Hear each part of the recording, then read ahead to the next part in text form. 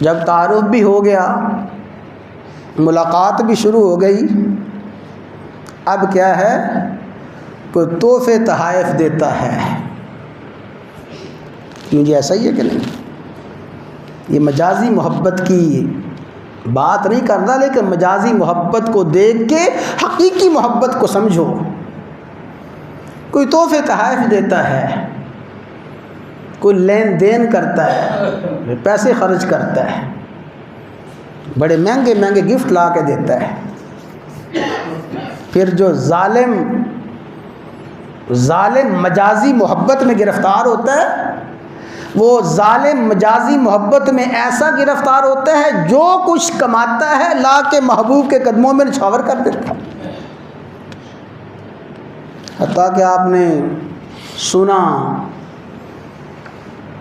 دیکھا کہ پھر ایسا محبت میں غرق ہوتا ہے، ایسا محبت میں غرق ہوتا ہے، چوریاں کرتا ہے، ڈاکے مارتا ہے، رشوتیں لیتا ہے، جو کچھ جمع کرتا ہے محبوب کے قدموں میں لا کے نچھاور کر دیتا ہے.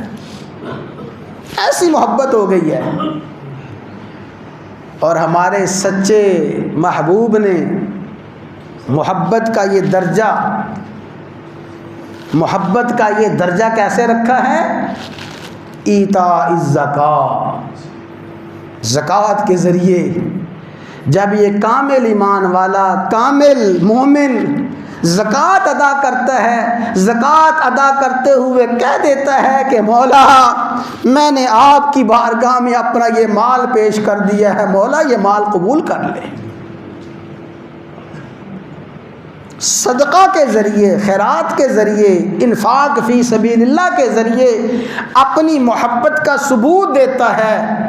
تعارف، جان پہچان کلمہ طیبہ کے ذریعے، ملاقات شروع ہوئی نماز کے ذریعے، پھر محبوب کے ساتھ تحفے تحائف محبوب کو دینا، محبوب کو خوش کرنا شروع ہوا زکوٰۃ کے ذریعے. اب زکوٰۃ ادا کر رہا ہے، صدقہ خیرات کر رہا ہے، اور ذرہ برابر بھی ملال نہیں، بلکہ ملال تو کہاں، یقین ہے کہ جو کچھ میں نے محبوب کے قدموں میں نچھاور کر دیا ہے، یہ مال یہی اصل مال ہے. جو کچھ میں نے محبوب کو دے دیا اصل یہی ہے. فرمایا یمحق اللہ الربا ویربی الصدقات. اگر چاہتے ہو کہ تمہارا مال بڑھے، تمہاری معیشت ترقی کرے، فرمایا معیشت بڑھے گی، مال بڑھے گا، یربی الصدقات، صدقات کے ذریعے، زکوٰۃ کے ذریعے مال بڑھے گا. یمحق اللہ الربا، سود کے ذریعے مال کم ہوگا، معیشت بیٹھ جائے گی، ملک کی معیشت ختم ہو جائے گی. جس ملک میں، جس معاشرے میں سود عام ہو جائے گا، جس شخص میں سود ہوگا، جس کارخانے میں، جس فیکٹری میں سود ہوگا، جس کھیت میں سود آ جائے گا، جس خاندان میں سود آ جائے گا، دیکھو جو سود کے کاروبار کرنے والے تھے ان کی فیکٹریاں بڑی چلتی تھیں، آج وہاں کتے بھونکنے اور بھونک رہے ہیں، آج وہ ویران پڑی ہوئی ہیں.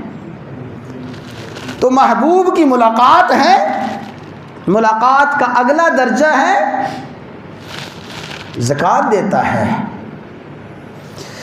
اور پھر اللہ تعالیٰ نے ساری کی ساری عبادات اسی فلسفہ محبت پہ رکھی ہیں. کاش ہمیں یہ باتیں سمجھ آ جائیں. اللہ تعالیٰ ہمیں اس کی حقیقت سمجھنے کی توفیق عطا فرمائے. جب یہ باتیں سمجھیں گے اور ان باتوں کو سمجھ کے اپنے آپ کو ان باتوں پہ پورا اتاریں گے اور اپنے آپ کو اس محبت کے درجے میں کچھ نہ کچھ شامل کریں گے، رب کی قسم ہے پھر وہ آپ کی زندگی میں لطف آئے گا، وہ مزہ آئے گا. ایسا مزہ دنیا کی کسی نعمت میں نہیں ہے.